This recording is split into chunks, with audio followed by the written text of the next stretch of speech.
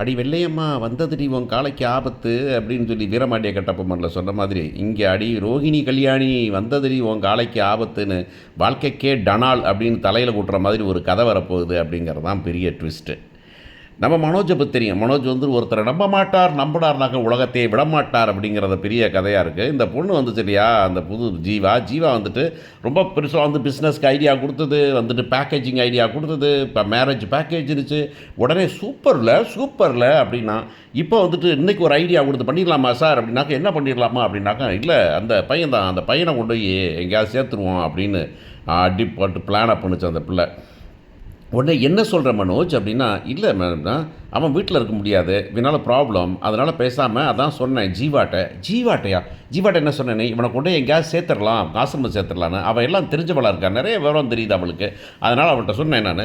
அவங்க பண்ணிட்டு வந்துட்டாங்க, கொண்டு போய் விட போகிறான் அப்படின்னு சொல்லிட்டு.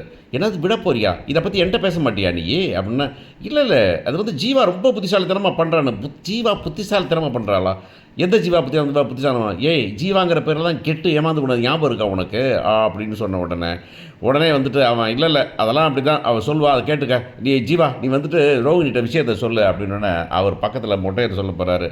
மேடம் எல்லதாரி போகுது மேடம், எங்கே போய் நிற்க போகுதுன்னு தெரியல, இந்த குருவியை நீங்கள் காக்கா பிடிச்சி வைக்கலை, அவ்வளோதான் உங்கள் வாழ்க்கை டோஸ் அப்படி இருந்துன்னு. ஜீவாங்கிற பேரே ராசி இல்லாத பேர் மனோஜுக்கு தெரிஞ்சுக்குங்க நீங்கள் அப்படின்னு சொன்ன உடனே இந்த புள்ள கூப்பிட்டு கொண்டு போய் இங்கே வாடி அப்படின்னு ஜீவாவை கூப்பிட்டு மனோஜ் என்கிட்ட அது போன பிறகு கூப்பிட்டு வச்சு தண்ணி ரூமில் வச்சு அக்கௌண்ட் ரூமில் வச்சு வெளுக்க போகுது.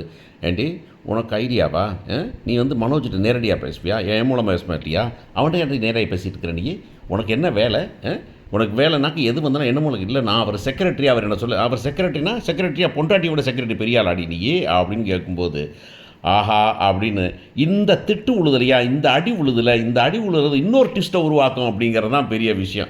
உடனே என்ன பண்ணுறாரு, இந்த பொண்ணு வந்துட்டு அழுதுட்டு அப்போ திட்டுறாங்க, திட்டி அழுதுட்டு போயிட்டு கொஞ்ச நேரம் கழிச்சு மனோஜ் வந்தோன்னா மனோஜ்கிட்ட போய் நேராக போய் என்னங்க அப்படின்னு போய் தோளில் சாய போகுது. மனோஜ் சார் பாருங்கள், நீங்கள் நான் வந்து நல்ல ஐடியா கொடுத்து நான் வந்துட்டு பிஸ்னஸ்க்காக பண்ணுறேன், உங்கள் ரோஹிணி வந்து என்னை வந்து அடிக்க வராங்க, என்னை திட்டுறாங்க, ரொம்ப கேவலமாக பேசுகிறாங்க, எனக்கு நான் ஏன் இந்த கேவலத்தெல்லாம் தாங்கிக்கிட்டு இருக்கணும், நான் பாட்டில் போகிறேன் போங்க நீங்கள் அப்படின்னு சொல்லி அழுத உடனே, நீங்கள் ஒன்றும் படப்படாது ஜீவா, நான் சொல்லிக்கிறேன், ரோஹிணி தப்பாக புரிஞ்சிருப்பா, அந்த மொட்டையர் நம்ம சொல்லி கொடுத்துருப்பார் அவரால் தான் ப்ராப்ளமாக இருக்கும், நான் ரோஹினிட்ட பேசிக்கிறேன். ரோஹிணி வந்து ரோஹிணி கூப்பிட்றாங்க. ரோஹினிட்டு வந்து என்ன ரோஹிணி அப்படின்னாக்க என்ன நடக்குது இங்கே அப்படின்னு. இல்லை அடிச்சிட்டியாமே, அழுதுட்டா, அதனால தோளில் சாஞ்சுக்கிட்டா, அழுதுட்டா நேரம் தோளில் சாஞ்சுப்பியா, நீ கட்டி பிடிச்சிக்கிறியா நீயே அப்படின்னு கேட்டான். அவன் இல்லை தள்ளின்னு அப்படின்னு சொல்ல போகிறான். இல்லை ரோஹிணி இங்கே பாரு, அவளை முதல்ல வீட்டுக்கு கடை விட்டு அனுப்புனி அப்படின்னு. இன்னும் அவள் தான் நல்ல ஐடியா கொடுக்குறான். நல்ல ஐடியா கொடுக்கறது இல்லை, அவள் ஒன்றை குசுன்னு பேசுகிறா, ஒன்றை ரகசியம் பேசுகிறது எனக்கு பிடிக்கல. அது எதுவாக இருந்தாலும் நம்ம ரெண்டு பேரும் பிஸ்னஸ் பண்ணுறோம், நான் தான் அப்பாயின்ட் பண்ணுறேன், என்கிட்ட வந்து பேசின அவள் எப்படி ஒன்றை பேசலாம், அவள் இந்த இப்போ பிஏ விலையை வேணாம் தூக்கிடுனியே அப்படின்னாக்கா, ஐயோ முடியாது, இவ்வளோ வச்சு தான் நம்ம ஏகப்பட்ட பிஸ்னஸ் பண்ணியிருக்கோம். அவங்க கடையிலே அவங்க வீட்டு வகையிலே கல்யாணம் 4 கல்யாணத்துக்கு ஆர்டர் பண்ணியிருக்கிறா. 4 கல்யாணத்துக்கு எவ்வளோ தெரியுமா, 40 லட்ச ரூபா. இப்போ ரோஹிணி நீ பாட்டு பண்ண முடியாது, சரி நீ போய் வேலை பாரு, நீ போய் அந்த ஆர்டரை பாரு அப்படின்னு சொல்லி அனுப்பிட போகிறாங்க. இந்த பிள்ளை இதுக்கு மேலே இங்கே தாங்காது, ரோஹிணி நம்ம விட்டு வைக்க மாட்டா அப்படின்னு முடிவு பண்ணேன். அடுத்த நாளே வந்துக்கிட்டு சொல்ல போகுது, சார் எல்லாம் பண்ணிட்டாங்க சார், இந்த செக்கு கொடுத்துடலாமா சார் அப்படின்னு கேட்க போகுது. ஒன்றும் பிரச்சனை இல்லைம்மா, கொடுத்துக்கலாம், பணம் இல்லை கேஷாக கொண்டாந்துலாங்கிறாங்க, அதெல்லாம் கொஞ்சம் பிளாக் மணி சார், கொஞ்சம் கேஷாக கொடுத்துட்டாங்கன்னா பரவாயில்லை அப்படின்னு நினைக்கிறாங்க. செக் கொடுத்து வாங்க வேண்டாமே, கொஞ்சம் அமௌண்ட்டுக்குனா செக் கொடுக்கலாம் சார். ஐயோ அதை நான் டீலர்கிட்ட பேசணுமே அப்படி டீலர்கிட்ட பேசிட்டு, ஓகே நீ பணத்தை கொண்டு வா பார்த்துக்கலாம் நம்ம அப்படின்னு சொல்லிட்டு, இப்போ நான் திங்ஸ் ஆர்டர் பண்ணாமல் எடுத்துக்கலாம் சார், எடுத்துக்கொண்டு வச்சுட்டு கொண்டு போய் கொடுத்துட்டு நான் பணத்தை வாங்கிட்டு வந்துடுறேன் சார் அப்படின்ட்டு போகுது. இந்தா வரும்னு உட்காந்துருக்க போகிறாங்க, எல்லா காசையும் தூக்கிட்டு அந்த இடத்துல சுட்டிட்டு ஓட போகுது. ஏன்னா இதுக்கு மேலே இங்கே இருந்தால் ரோஹிணி நம்மளை வாழ விட மாட்டா அப்படின்னு. அந்த ட்விஸ்ட்டு சூப்பராக வந்து ரோஹிணி மூஞ்சிலையும் மனோஜ் மூஞ்சிலையும் பளீர் அப்படின்னு கரையை பூசினா சூப்பராக இருக்கும் அப்படின்னு பார்க்குறோம். இன்னொரு பக்கம் பார்த்தீங்கன்னாக்கா நம்ம நம்ம நம்ம ஆட்கள் வெளியில் நம்ம முத்து மீனாவில் முத்து என்ன பண்ணிட்டான், இந்த மாதிரி வர்றாங்க ஒவ்வொருத்தர் வர்றாங்க அப்படின்னு முத்து வந்து முடிவு பண்ணிட்டான். ஏன்னா ஏற்கனவே வந்துட்டு அந்த அம்மாட்ட கேட்டுட்டான், அந்த அநாத ஆசிரமத்தில் எப்படி தத்தெடுக்கிறதுங்க விஷயத்தை கேட்டான். அன்றைக்கு முடியலான்னு போய் கேட்க போகிறான், என்னென்ன சிஸ்டம் இருக்குது, இங்கே பாரு மீனாவை கூப்பிட்டு போய், மீனா நம்ம தான் வந்துட்டு இது பண்ணல, நான் ஒரு ஆள்கிட்ட கேட்டேன், நான் எல்லாமே ரெடி மீனா, நம்ம பாட்டில் போய் கையெழுத்து போட வேண்டியதான். என்ன கையெழுத்து போட வேண்டியதான் அப்படின்னா, ஒரு சில ஃபார்மாலிட்டிஸ் இருக்குது, தத்தெடுக்க யாரை தத்தெடுக்க போகிறோம் அப்படின்னு.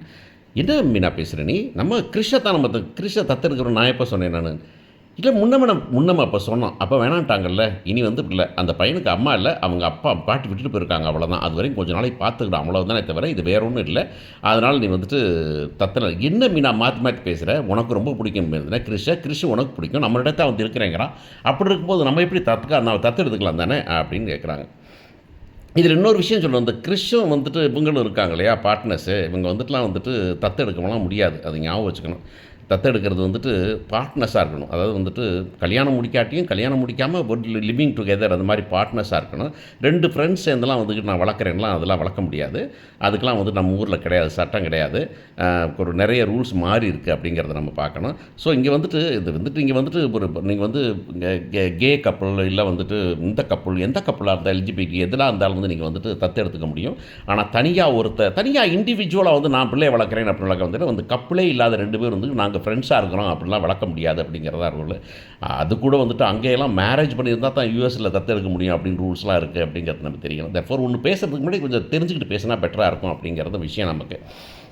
ஓகே. இப்போ இவங்க தத்தெடுக்கிறத பத்தி பேசுனா, இந்த பொண்ணு முடியவே முடியாது அப்படின்னு சொன்னா, நான் என்ட்ட கேட்டியா? நீயா முடிவு எடுப்பியா? நான் தத்தெடுக்கலாம் ரெடியா இல்ல. நான் குழந்தை பெத்துப்பேன். என் குழந்தைய பெத்தா நான் வளர்ப்பேன் நானு அப்படின்னு இந்த பொண்ணு சொல்லப்போகுது. என்ன மீனா நம்ம குழந்தை பெத்தப்ப அந்த போது இவனே வச்சுக்கலாம். இல்ல, இல்ல. அது எல்லாமே பின்னாடி பிரச்சனை வரையும். என் பிள்ளை, நான் அது இன்னொரு பிள்ளைன்னு என்னைக்காவது ஒரு நாளைக்கு யாராவது மனசுல தோணும். அது வேண்டாம். அப்ப கிறிஸ் என்னதான் பண்றதுன்னா, அவனுக்கு வாழ்க்கை நடக்கும். ஒண்ணும் பிரச்சனை இல்ல. அவன் நம்ம வீட்டு பையன் தான். ஆனா நமக்கு தத்தெடுக்கல. ஒட்டுமொத்தமா இருப்பான் அப்படிங்கிற மாரி இந்த பொண்ணு மழுப்ப போகுது. இல்ல, இல்ல. நீ வேற என்னமோ சொல்ல வர என்ன அப்படின்னு கேட்டாக்க, ஒண்ணுமே இல்லைன்னா, அப்ப சண்டைய போட்டுட்டு திரும்பி வந்தேன். அப்புறம் கடைசியாக கேட்குறான். இல்லை நீ நம்ம மனசில் வச்சுட்டு பேசுகிற கிறிஸ் நம்ம வீட்டு பையங்கிற, ஆனால் நான் தத்தெடுக்க கூடாதுங்கிற. அப்போ என்ன காரணம், என்ன விஷயம் சொல்ல வர அப்படிங்கும்போது, இந்த தடவை வேறு வழியே இல்லை. மீனா வந்துட்டு எப்போ பார்த்தாலும் வந்துட்டு இதை கடப்பாறையை முழுகின மாதிரியே ஒரு ஓரமாக உட்காந்துருக்கிறதும், பொய்யை சொல்லிவிட்டு மிஸ்ஸுன்னு மூச்சு வாங்குறதும் பார்த்தாவே கடுப்பாகுது. நிஜமாவே ரோஹிணி மேலே வர்ற கோவத்தை விட, விஜயா மேலே வர்ற கோவத்தை விட நமக்கு அதிகமாக கோபம் வர்றது யார் மேலேனாக்கும் மீனா மேலே. அதுக்கடுத்து எனக்கு ரொம்ப அதிகமாக கோவம் வர்றது ரோஹிணியோட அம்மா மேலே. அவ்வளவு கேவலமாக ஒரு பொழப்ப அந்த பிள்ளைக்காக பிழைக்கணுமா அப்படிங்கிறது. ஒரு தடவை தப்பு பண்ணேங்கிறதுக்காக 100 தடவை பண்ணுவியா அப்படின்னு. ஸோ இந்த பொண்ணு வந்துட்டு கடைசியாக வேறு வழியே இல்லை வந்து இது வந்து ரோஹிணியோட குழந்தை தான். ரோஹிணிக்கு ஏற்கனவே கல்யாணம் முடிஞ்சிருச்சு.